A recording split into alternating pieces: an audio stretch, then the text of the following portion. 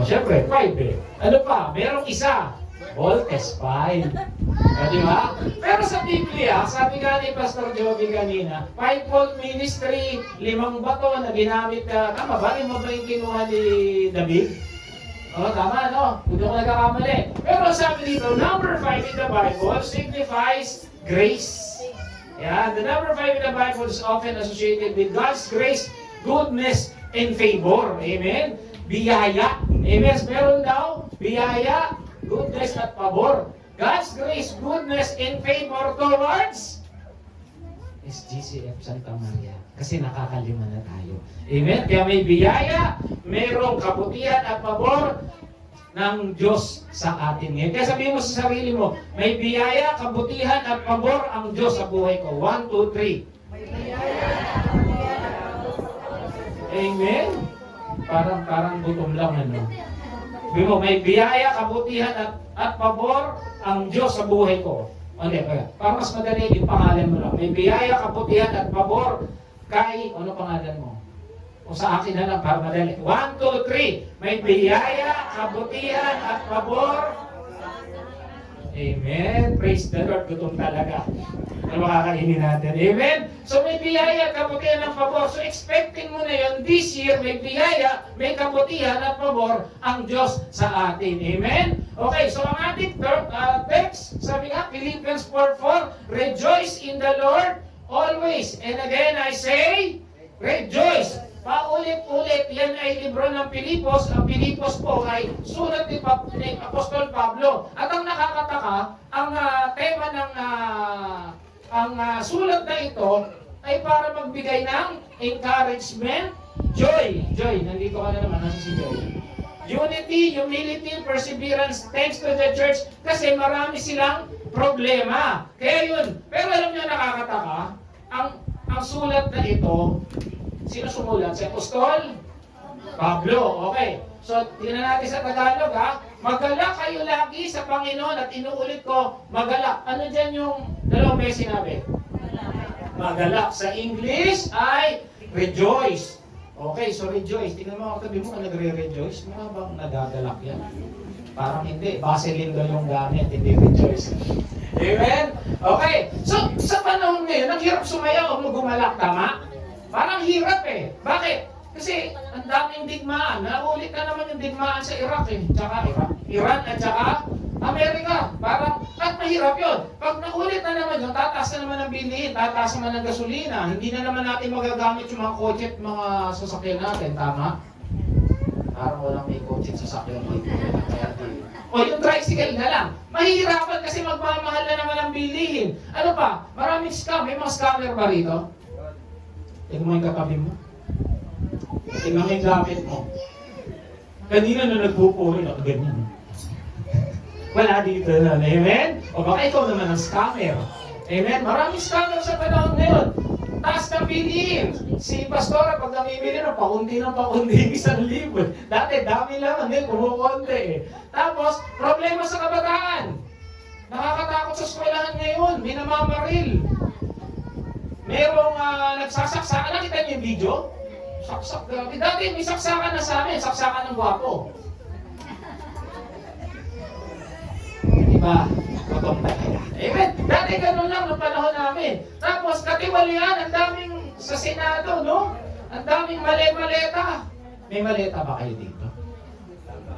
Wala pa. Sana tayo rin magkaroon. Parang magkaroon. Amen. Pera. Ang daming may utang ngayon. Hindi mo gagawin mo. Ay hindi, nagpapautang to, pastor. Amen? So, ang hirap maging masaya sa panahon ngayon. Tingnan mo ang katabi mo kung masaya talaga yan.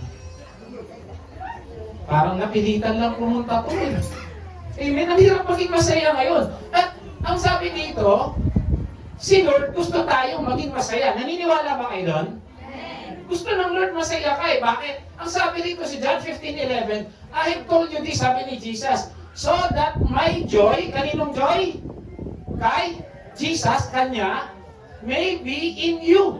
Yung kagalakan ni Kristo, ibibigay sa atin, para daw yung kagalakan natin maging kumpleto. So si Jesus, ibinibigay niya yung kagalakan sa atin. Amen? At pag sinabing kagalakan, Sabi natin, oo, magkaiba yan sa happiness. Pero sa Biblia, alam mo ba, may napatunayan ako. Gusto ng Lord talaga tayo ay masaya. Kasi bakit? Ito sa Tagalog, sinabi ko sa inyo ang mga bagay na ito upang mapasayo ang aking ang kagalakan ko. At nang gayon, maubos ang inyong kagalakan. Yung kagalakan daw ni Jesus, gusto niya sa atin. Amen? Sabi mo nga, gusto ko ng kagalakan ni Jesus. Sabi ng iba, gusto ko ng kagalakan ni Jesus. Parang saya-saya nga no? Amen? Okay. Dahil alam nyo, meron tayong Diyos na masaya. Naniniwala ba kayo? Yung sinasamba natin Diyos masaya? Kaya gusto niya yung saya ibigay sa atin. Tingnan natin yung verse. Sabi sa 1 Timothy 1:11, that comes to the gospel concerning the glory of the blessed God, which entrusted me. Asan dyan yung kagalakan? Pastor, wala namang galak dyan, wala namang joy dyan, wala namang happy dyan. Nung pinag-aralan ko ito, sabi dito, yung blessed, ang Greek niyan, makarios. Ang ibig sabihin, alam niyo, literal, happy. O, tatagalogin natin, ha? O, yan. That confirms to the gospel concerning the glory of the happy. O, isa pa, Tagalog. Nawala. Ba't nawala? Ayun. Okay.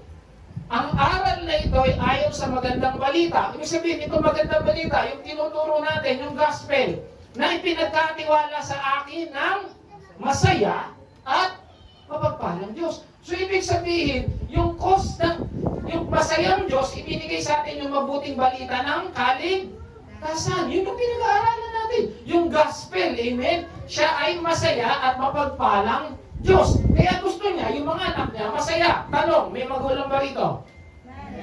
Gusto niyo ba nakasimangat yung anak niyo? Anak, kamusta ka na? Ngayon ba? O sa school? Gusto niyo ganun anak niyo? Gusto ng Diyos, since tayo mga anak niya, pag nagsasayaw, Ama namin. So, ibig sabihin, tatay natin ng Diyos, at tayo bilang anak, gusto niya masaya. Tignan mo yung katabi mo kung masaya yan. Parang natatawa ka pag tinitignan mo mukha. Lord, sumasaya ako sa katabi ko ngayon. Amen? Bakit? Saan ba galing yan? Yung mga nag-aral na rito, saan nagsimula ang tao? Sa unggoy, sa Diyos? Eh bakit tinitignan mo yung katabi mo? Talagang tumitingin nga. Amen? Okay, tuloy tayo. Kung binigyan tayo ng galak at ng masayahing Diyos, bakit hindi tayo masaya? Yan ang problema natin eh. So yun din na sinasabi ni Apostol Pablo noon. Alam niyo ba, si Apostol Pablo, nung sinulat niya yung sulat na yun, alam niyo kung nasan siya? Nasa kulungan. May nakulong na ba rito? Nakulong lang ako sa yakap ng asawa ko. Pero nakulong, wala pa. Usually, ang pinapasaya mo yung nakakulong, tama? Pero si Pablo, ang pinapasaya niya, yung mga nasa labas, kahit nasa kulungan siya, meron siyang galak, meron siyang saya. Ayan, no? It was written in prison. Si Apostol Pablo nakakulong nung sinulat niya ito. Binigay niya sa tagang Pilipos. Amen? Ang tanong, paano nakapag-encourage si Apostol Pablo kahit nasa kulungan siya? Tanong yun. Paano ka makakapagpasaya? Ikaw mismo malungkot ka dapat sa kulungan. Yung mga nakakulong ba, masaya?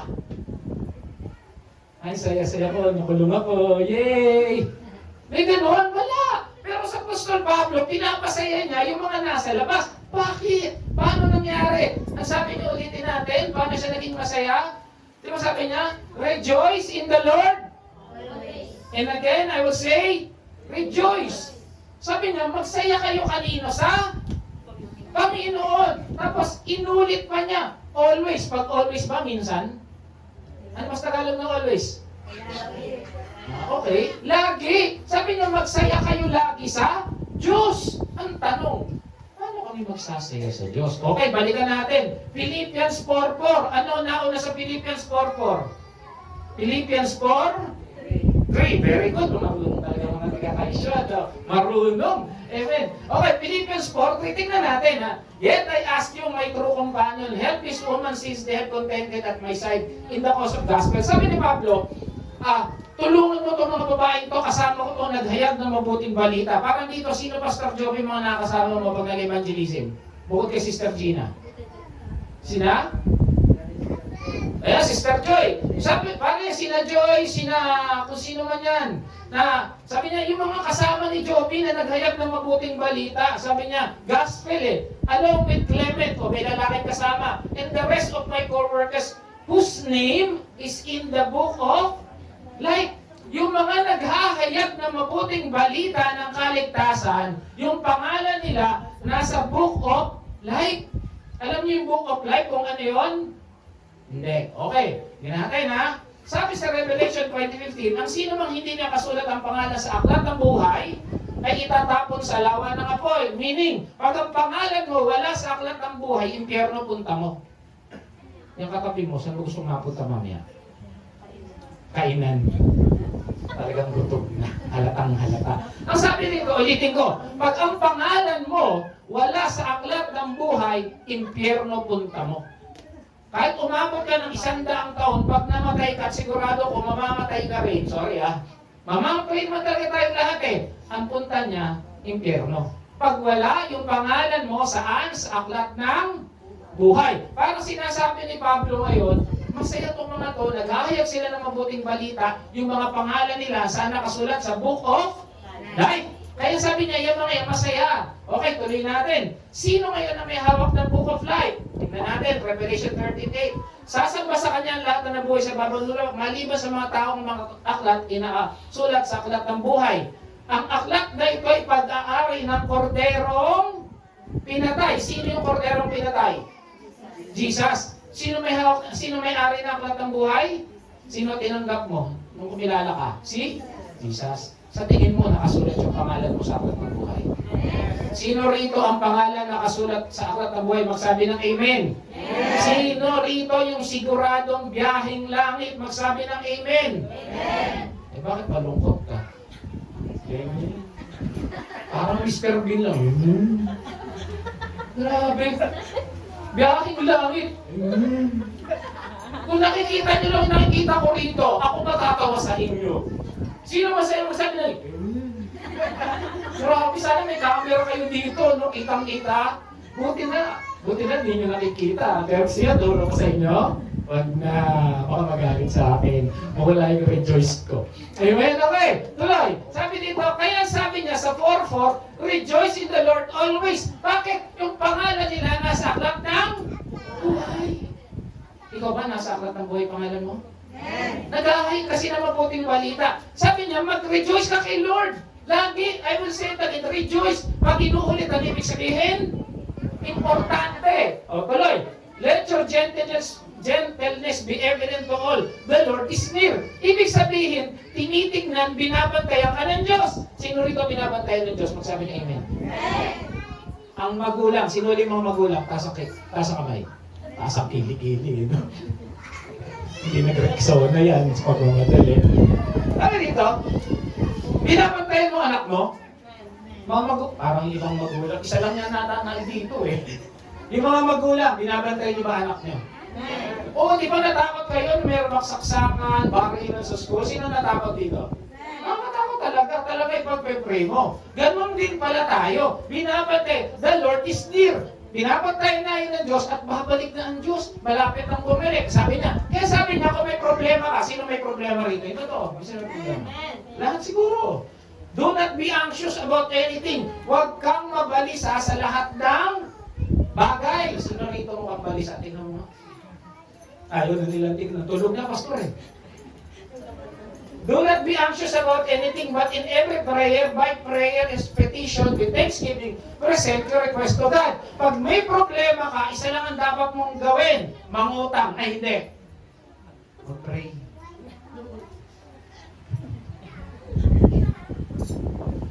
Meron akong pero doon sa inutangan nyo, hindi nyo ba alam? Bakas kami niyan. Joke lang. Pag merong problema, mag-pray. Tapos lalapit kay Pastor Joby. Pastor, baka naman. Tinulungan kita magbuhat ng hollow blocks mo. Natatandaan mo ba? Nakita mo yung picture ko kanina. 3, ikaw 2 lang. Amen. Kilala ko yun. Nandito siya ngayon. Amen. Purihin ang Panginoon sa buhay na. O, hindi ko kaya yun. Kaysa lang ako. Amen. Kaya sabi niya, pag may problema ka, ang gawin mo, manalangin na may pasasalamat. Kung nag-worry ka, manalangin manalangin ka, kapatid. Yun ang kailangan mo. Bakit? Nilalapit mo yan kay Jesus eh. Kaya mo nilalapit yan. Sa kapit parang ganito yan eh. Merong dumating yung, hindi nakatira sa bahay nila yung lola nila. So, dumalaw. Ngayon, sabi niya, Mama, sira ng shoes ko. Mama, sira ng shoes ko. Sabi niya, katabi mo lang ako. Bakit mo pinaparit? Bakit ang ini-ini mo? Hindi, pinalaksan ko. Bakit ni lola? Gano'n naman talaga dapat eh. Bilang anak ng Diyos, ang pwede lang nating lapitan sa totoo lang, si Lord. Kung saan ka lumalapit. Kaya tayo nagkakaproblema kung saan tayo lumalapit eh. Amen? At sabi niya, kaya ang kapayapaan ng Diyos ay ibibigay sa atin in the peace of God which transcends all understanding, will guard our heart and mind. Alam niyo, lagi sa puso lang eh. Anong tatlong parte ng soul sa mga nag-aaral dito? Anong tatlong parte ng kaluluwa? Very good. Mind, will, and emotion. Yung emotion natin nasa ating kaluluwa. Kaya ang binabantayan, pag nagwo-worry ka, kaluluwa mo. Yung puso mo, tanto sa puso yun eh. Amen? Para huwag kang mag-worry. Tignan mo yung katabi mo kung baka nagwo-worry na yan. Tignan mo yung katabi mo kung mukhang may problema yan. Mukhang gutom talaga. Kanina ba nagpaparinig sa pastor, mga 10 minutes ka lang ha? Gutom na kami eh. Hindi, sandali lang. Amen? Okay. Kaya may biyaya, may kabutihan at pabor ako sa Diyos dahil kay Jesus. Hindi kasi mabasa eh. Okay. May biyaya at kabutihan at pabor ako sa Diyos dahil kay Amen. Sino rito may biyaya, pabor at kabutihan kay Jesus? Magsabi ng Amen. Amen. Lahat tayo may biyaya at pabor. Lalo-lalo na may nakalima na kayo.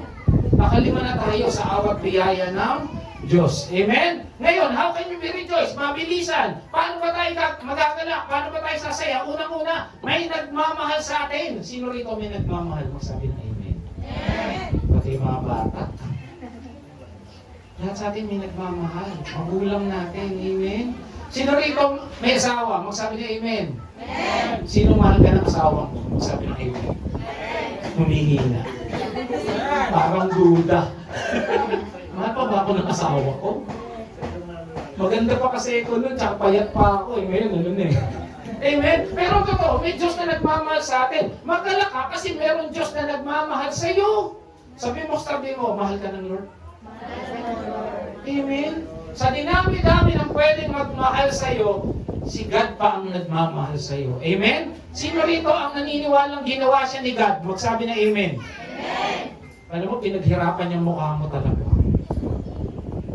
Alam niyo, sa totoo lang, nung ginawa niyang sanlibutan, sabi niya lang, magkaroon ng langit at lupa, magkaroon ng bundok, ng bituin. Pero pagdating ka sa tao, sabi niya, let us make man in our image. Tapos kumuha siya ng alabok, hiningahan niya yun. Lumuhod siya para magawa yung mukhang yan. Kaya pag tumiting ka sa salamin, sabihin mo, pinagpala ka talaga. Amen? Sino dito naniniwala, pinagpala talaga siya. Amen? Tama ang ginagawa ni Sister Joy. Nakita mo, Joy siya sa lagi. Amen? Praise the Lord. Kita lang ito, oh. Okay. Okay. Ang problema kasi, ito, real talk. Maraming magulang dito, mahal ang anak nila pag mataas ang grades. Tama, hindi? Tama mo? Amen silang lahat. Mabait sila sa anak nila pag mataas ang grade, pag naglilinis ng bahay, pag hindi pasaway. Pero pag anak nila, pinapapunti na sa school dahil lagi sila nakipag-away, galit na galit sa anak. Di ba?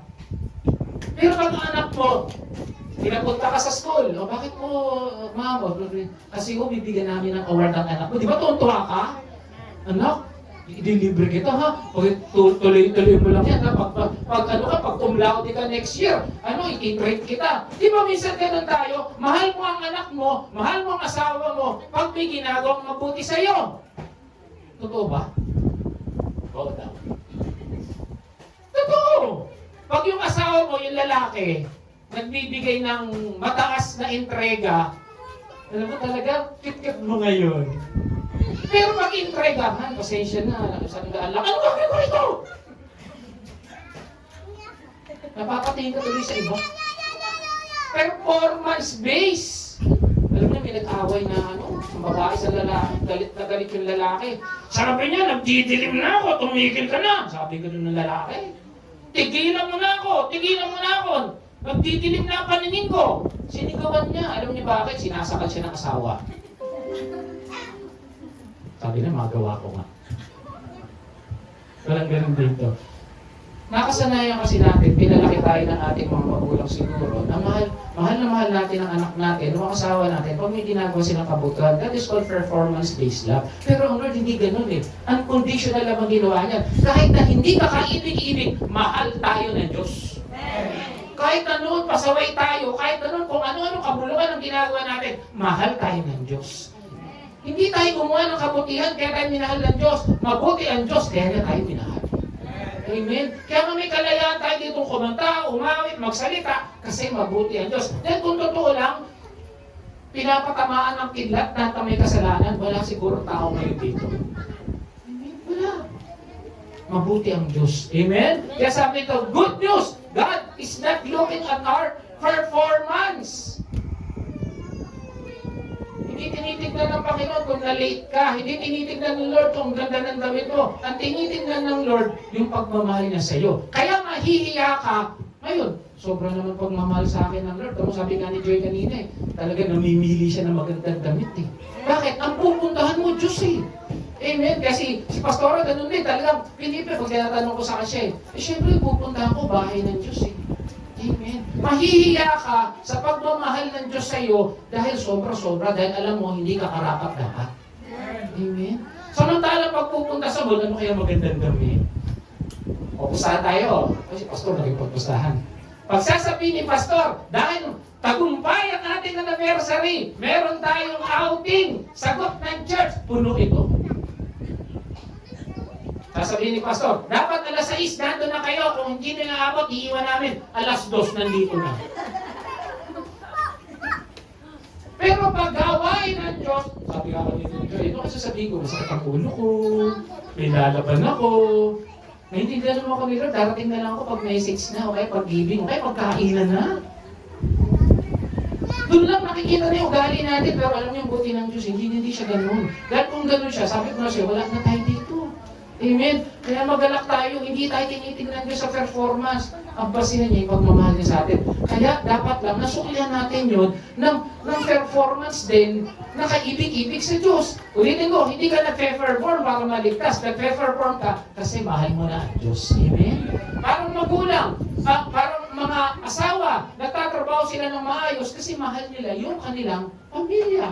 Yung mga nanay, gumigising sa umaga ng kasi dahil papasok yung mga anak, hindi dahil meron silang natatanggap, kundi dahil mahal nila yung pamilya nila. Amen? Kaya dapat ganun din ang ating gawin sa ating Panginoon. Sabi sa John 15:19, as the Father loved me, so that I love you, now remain in my love. Remain in His love. Manatili tayo sa pagmamahal ng Diyos, hindi pagmamahal ng kung sino-sino.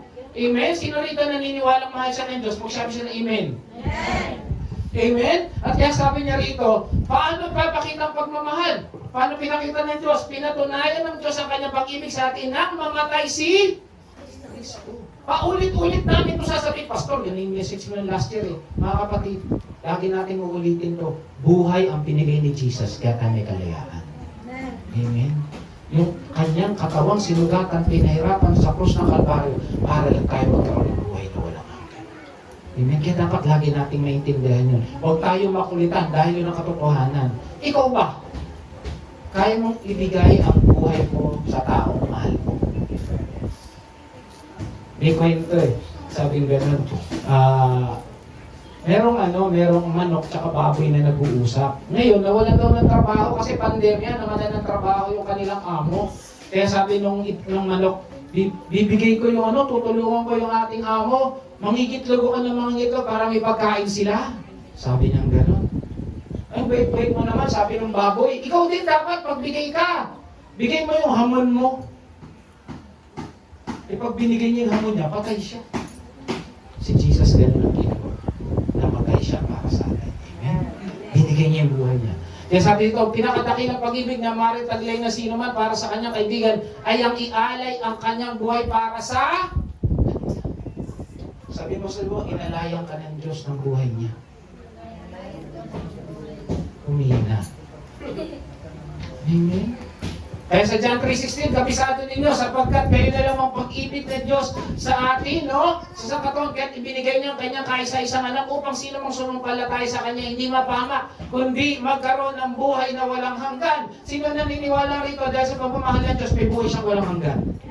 Amen. Biyahing langit tayo dahil sa ginawa ni Kristo. Minahal ka ni Lord, maging sino ka man, ito napakalaking kagalakan. Magala ka kasi may Diyos na nagmamahal sa iyo. Amen. Hindi yung mukha kang bisangot. Tignan mo uli yung katabi mo, kung mukhang bisangot yan. Pastor, gutom lang. Gutom lang po, gutom lang talaga. Amen. Mahal ka ng Diyos. Yung mga bata nga, pag nagkaka-crush, nandito kay si Crush, ang cute-cute niya. Ngiti-ngiti. Nung first time mo napasagot yung asawa mo, di ba tuwan-tuwa ka? Ngayon, natutuwa ka pa ba? Secret. Ayun, may masaya-masaya pa rodos. Ayun, dapat ganun din. Every morning na magigising ka, sabihin mo, Lord, salamat nagising ako. Mga kapatid, ito totoo to. Alam niyo ba yung labas ng Pilipinas, nandun yung Philippine fault line. Yung gumagalaw. Lumiling doon sa ilalim ng karagatan, hindi lang natin nalalamdaman. Ang problema, pag yung lindol na yun, napunta, ginising na yung Marikina fault line, yun yung big one. Pero alam niyo, mabuti ang Diyos eh. Iniingatan tayo. Amen? Ang daming nangyayari hindi natin alam. At kung malalaman lang natin yun, talagang sabi mo, Lord, mahal mo ba ako? Pero ang totoo, iniingatan tayo ng Diyos. May kalayaan tayo dito, samantalang sa ibang bansa, pinupugutan ng ulo dahil sa kanilang pananampalataya sa Diyos. Ikaw ba, kaya mong ipakita yung pananampalataya mo sa Diyos? O halimbawa, ganito. May pumasok dito, mga armadong lalaki, na malalaki taon, may mga dalang baril. Sino Kristiyano rito? Magsasabi ka ba ng amen? Sino may Kristiyano dito? Takbuhan, no? Yung hindi Kristiyano, lumabas. 15 lang yung natira. Sino yung Kristiyano rito? Tinutuko na ng baril, no? 5 lang natira, kasama pa yung pastor. Yung pastor na nag-iisip pa, ba't ba nandito ako sa unahan? Ikaw, Kristiyano ka? Kristiyano ka? Yung pastor nagpapay na, saan yung tutok sa akin? Para makatakbo ako. Ikaw, isa-isa daw sa siya na, yung pastor. Kristiyano ka? Hindi siya makatingin kasi nandun yung member niya eh. Sabi nung may baril, sige, magmisa na tayo, nag-alisa yung mga peke.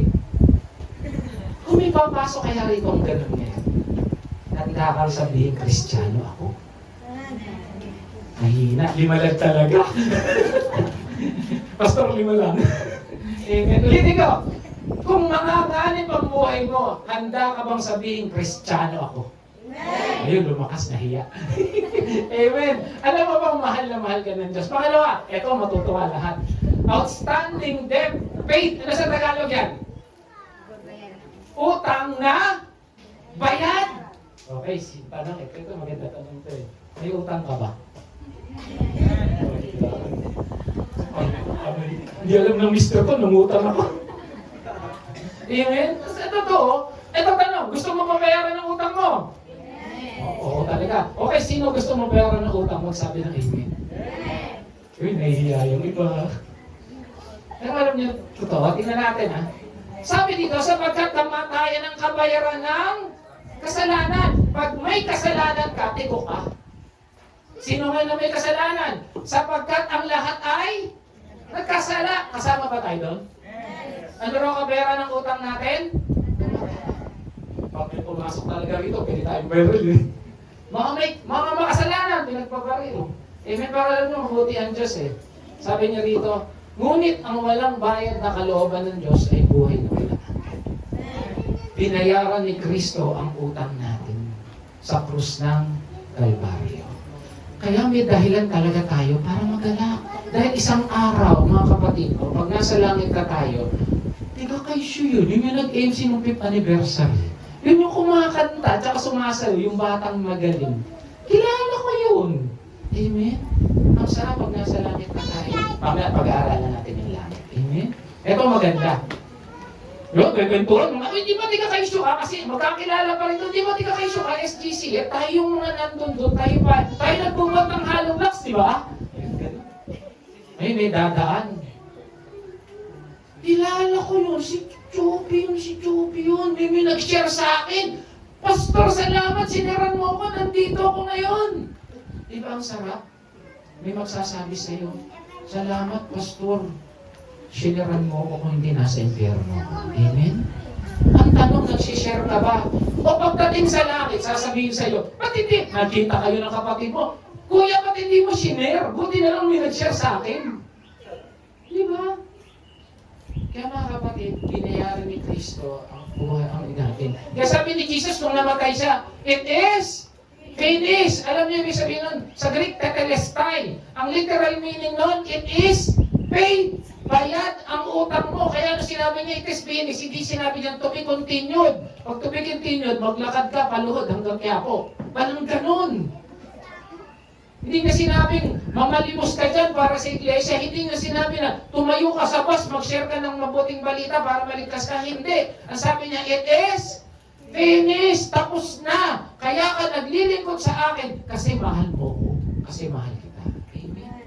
Kaya ka masaya, may gala ka. Bakit? Kasi una kitang minahal. Una kitang binayaran. Amen. Tinanong ko ito nung nakaraan eh. Kilala niyo mga sarili niyo? Uy, hindi daw. Ulit. Kilala niyo ang sarili niyo. Kilala niyo, tama? Alam niyo yung kasalanan ikaw lang nakakaalam. Alam ba ang kasalanan ikaw lang nakakaalam? Okay. Kung liligawan mo yung sarili mo, dahil alam mo yung mga kabulukan mo, liligawan mo? Hindi. Pero si Lord, kahit alam niya yung kasalanan natin, minahal niya tayo. At nung nakapako siya, ang pinasabi niya, dahil sa ito. Amen. Sabi niya, sinulat yung pangalan natin sa palad niya. Alam mo, nung pinapako siya, sabi niya, Joby, Rhoda, Gina. Sino kapatid ni Gina? Si Karen. Karen, kung may Karen dito. Yung mga tumanggap sa kanya, Emmanuel, Daisy, Wendell, yun yung sinasabi niya. Nakasulat yung pangalan natin sa kanyang kamay. Kaya sabi mo sa kapatid mo, ligtas ka dahil kay Kristo. Amen? Kaya magala ka, wala kang utang. Pastor, may utang pa rin. Ano sabi rito? May kailangan ka. Ano sabi sa Philippians 4:19? At buwan sa hindi mo ubos sa kaimanan ng Diyos, ibibigay sa lahat sa iyo ang inyong kailangan. Sino rito may kailangan? Sabihin nyo kay Lord. Ibibigay daw niya. Lord, gusto ko ng iPhone 17. Eh baka matukang ka. May promos pa. Kumahabol. Hindi ko na marunong mag-text. Promos pa. Paano paggamit nito? Binigyan ng iPhone, hinahanap keypad. Bakit walang keypad to? Pangit pala yung iPhone. Kasi sanay sa Nokia. Amen? Magala ka kasi meron Diyos na nagbayad ng utang mo at nagbigay ng anumang kailangan mo. Pangatlo, ito na. Magala ka kasi gusto ka ng Lord pagpahinahin. Huwag ka mag-worry. Ayan, gusto mo makita ng lagi nag-worry. Tingnan mo yung katabi mo. Hindi yan. Yan.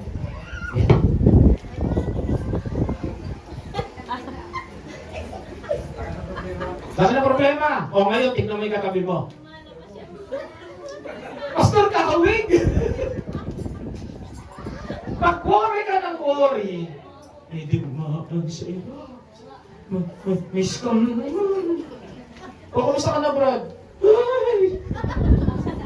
Ganyan ang labas mo! Lalaki ilong mo. Tignan mo katabi mo, malaki na butas ng ilong. Alam niyo bakit malaki daliri ng gorilla? Kasi malaki butas ng ilong. Ano ba naman kayo? Amen? Okay, ito totoo to. Noong 2018, bago mag-pandemic, alam niyo gaano karami may problema sa utak? 970 million sa buong mundo. Wala 1 billion. Siguro may 1 billion na yan. Ito totoong facts to. Sabi dito, mga may anxiety, yung mga tinamaan ng lagi nag-worry, nasa 3 milyon. Depressed, 200,000. May sakit sa utak. Yung kain ng kain. Sakit pala yun. 14 milyones. Tingnan mo kayo, kain ng kain. 1 bilyon ang may sakit sa utak. Tingnan mo yung katabi mo kung may sakit yan. May sakit daw. Totoo to. Minsan ito okay, makinig.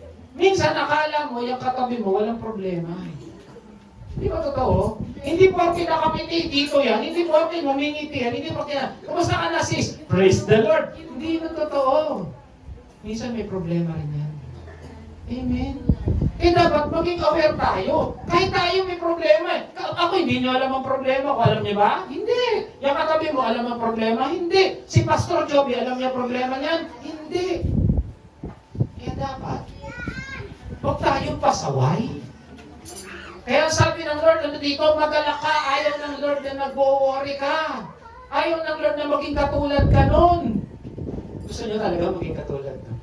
Amen? Kaya hindi ako mag-worry kasi may Jesus ako. 1, 2, 3. Hindi ako mag-worry kasi may Jesus ako. Isa pa. Hindi ako mag-worry dahil may Jesus ako. Isa pa. 1, 2, 3. Hindi ako mag-worry dahil may Jesus ako. At pag may Jesus ka, ibibigay niya lahat ng kailangan mo. Kaya huwag kang mabalisa tungkol sa anumang bagay. Sa halip, hiniling nyo sa Diyos ang lahat ng kailangan mo sa pamamagitan ng panalangin at pasalamat. Sino may kailangan ng pera?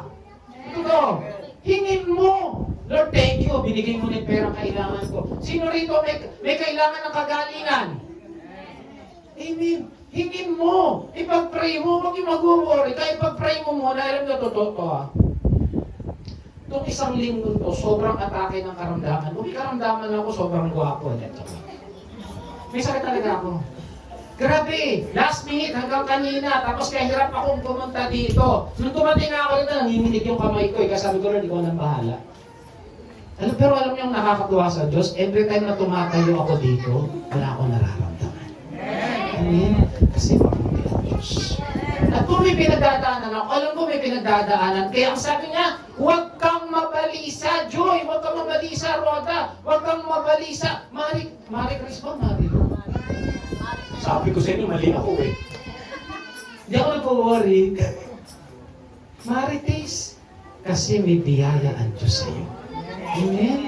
Kaya sabi ko, huwag kang mabalisa. Ano sabi ni Jesus? Come to me. Lumapit lahat ng pagod, lahat ng nadurog, lahat ng may utang, lahat ng niloko. Lumapit ka kay Kristo. Huwag kung kalinganino ka lumapit. Sino? Come to me. Hindi ka tinatawag ng Diyos nang masaya ka. Tinatawag ka ng Diyos pag may problema ka.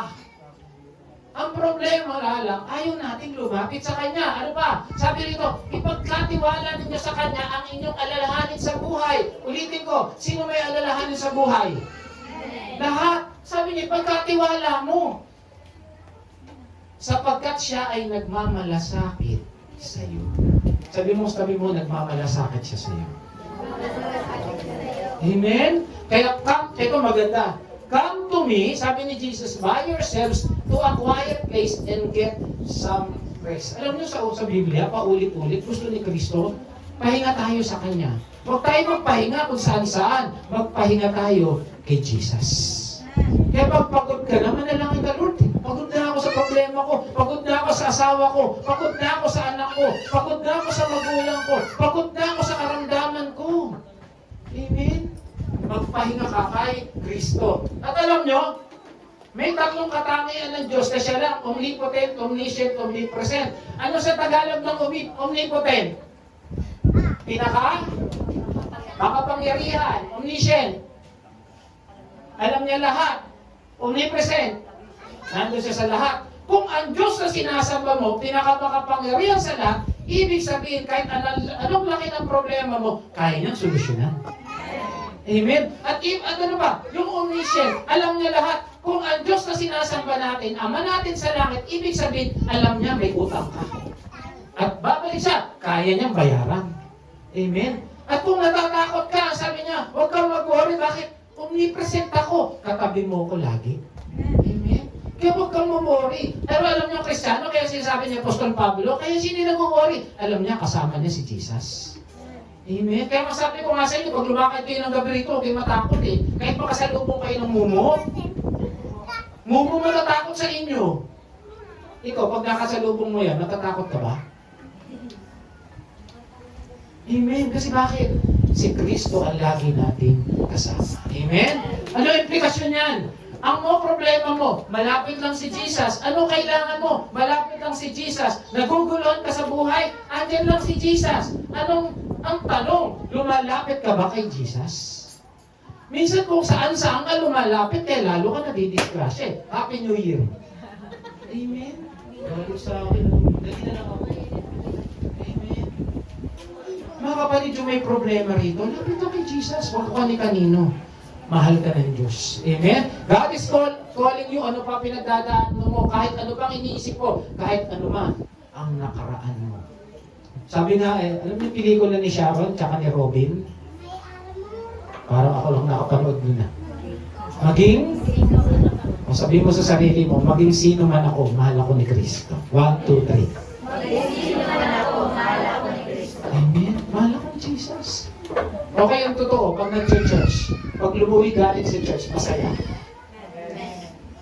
Amen? Kasi bakit? Nandito si Jesus. At pag uwi mo kasama si Jesus, matutulog ka kasama mo si Jesus. Kaya huwag kang matakot. Magalak ka kasi meron Diyos na andyan para sa'yo. Ang tanong, lumalapit ka ba? Ito pang-apat, para magalak daw tayo, biyaheng langit ang may Kristo. Pag natapos na ang buhay mo, saan ka pupunta?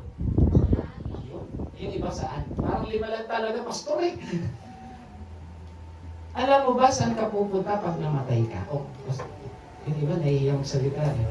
Sino rito biyaheng langit? Sabi ng amen. Yung iba nakisama lang. Pero ikaw ba talaga naniniwala ka biyaheng langit ka? Yung totoo, taas ang kamay. Yung totoo, sigurado biyaheng langit. Yung totoo biyaheng langit, yung totoo. Yung iba nahiya talaga. Taas ang kamay, dali. Bibilangin ni Lord dyan. Yung talaga naniniwala. Yung iba, duda eh. Sige po, baba na kami. Lord, nakita mo yung naniniwala ah.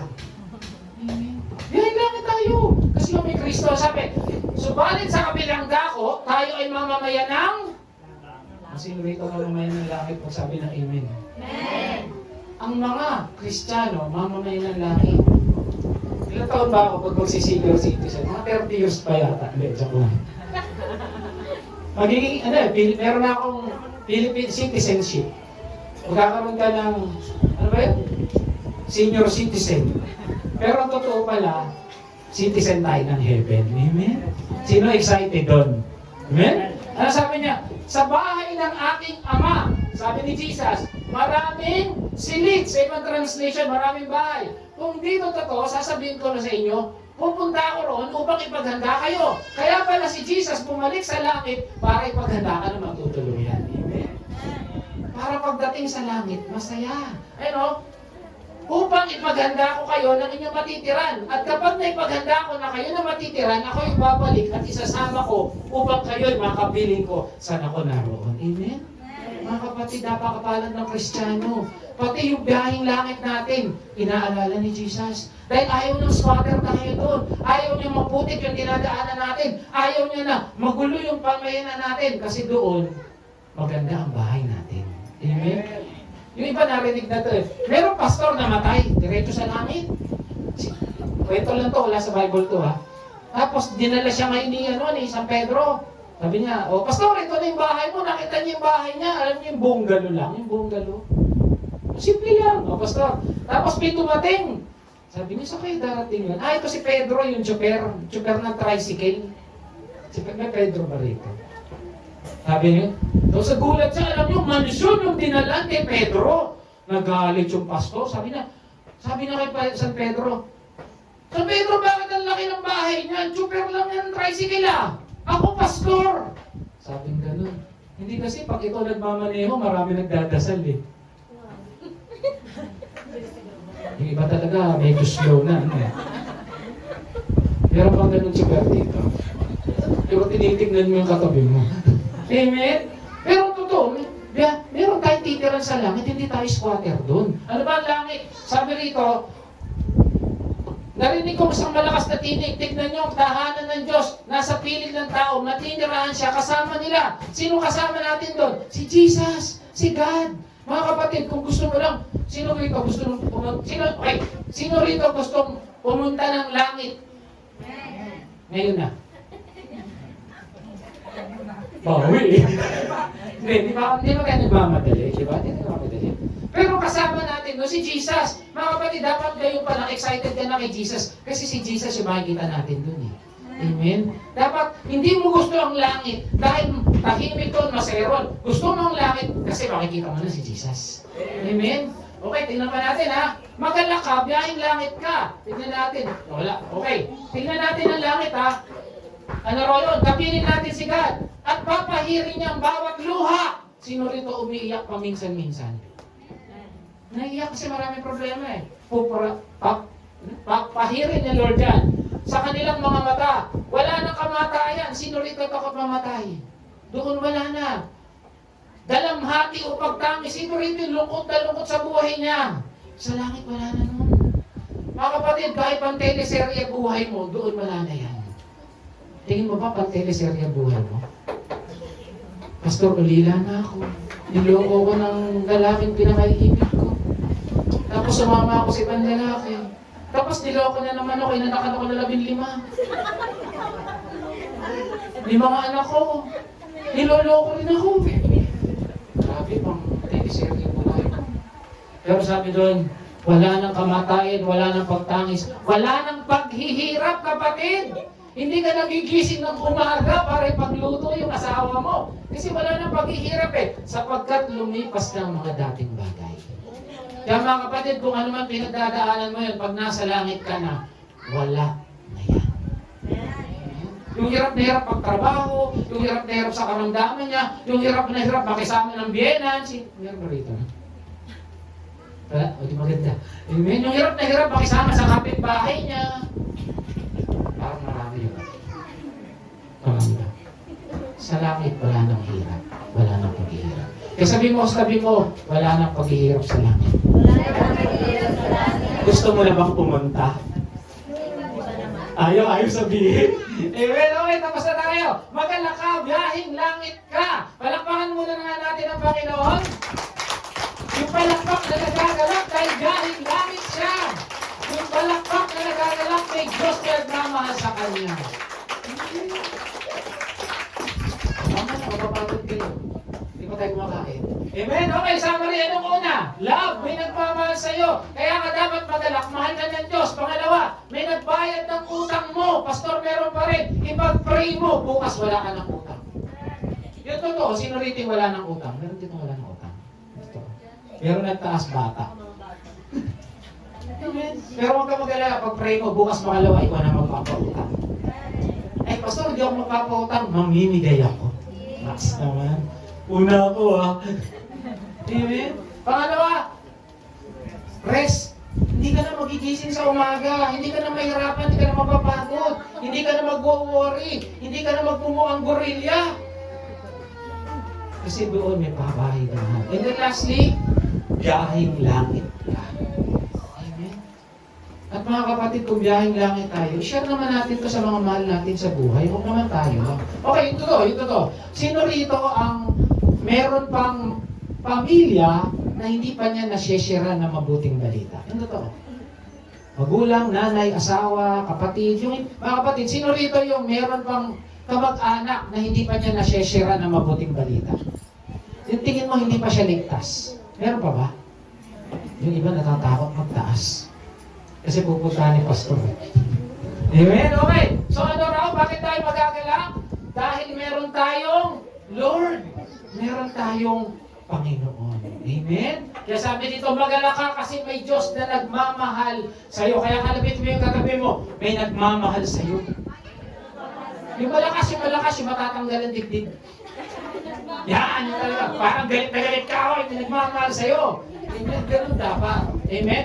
Ang tanong, ito yung totoo, magkatotohanan tayo. Nagagala ka ba kasi may Jesus ka? Amen! Praise the Lord. Palakpakan natin Panginoon, dahil makakot ka sila. Tayo manalangin. Amen? Sa pagkakataong ito, lahat nagagalak dahil may Jesus siya. Pero kung meron pa ritong hindi tumatanggap kay Kristo, yun totoo, maging totoo po tayo sa sarili. O hindi pa siya sure na siya ay ligtas na. Sa pagkakataong ito, kapatid, inaanyayahan kita. Kung tingin mo, hindi ka pa tumatanggap kay Jesus, tayo pumikit po tayong lahat. Lumukod, pumikit. Kung sa tingin mo, hindi ka pa tumatanggap at hindi ka pa sure sa kaligtasan mo, inaanyayahan kita, taas mo lang kamay mo, wala makita sa'yo. Taas mo kamay yun. Yung hindi pa sure na tumanggap kay Jesus, taas kamay. Hindi mo, wala makita sa'yo kasi nakapikit kayong lahat. Sige, yung mga sure na, tingin mo hindi ka paligtas, yung sure na, pag namatay ako, wala pa ako kasi bordohan langit ako, taas ang kamay, taas ang kamay. Amen. Yung mga hindi pa sure, I would invite you to pray. Sundan nyo lang ang prayer na to at manalangin tayo. Okay lang po ba yun? Sundan natin ang prayer to, sabihin mo,